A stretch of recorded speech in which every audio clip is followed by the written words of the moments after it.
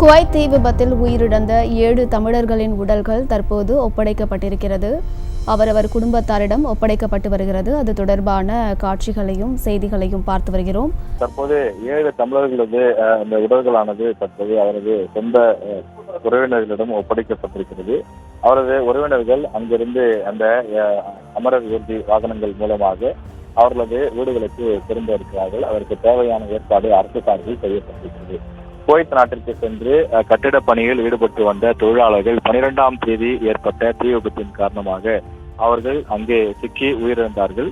இந்த நிலையில் அவர்களது உடல்கள் 48 மணி நேரத்தில் மீட்கப்பட்டு தற்போது இந்தியா கொண்டு வரப்பட்டிருக்கிறது. மீட்டவர்களது உடல்கள் கொச்சி விமான நிலையத்தில் கொண்டு வந்து இறக்கப்பட்ட நிலையிலே அங்கு வைத்து தற்போது அமரர் ஊர்திகளில் ஏற்றப்பட்ட அந்த உடல்கள் எடுத்து செல்லப்படுகிறது.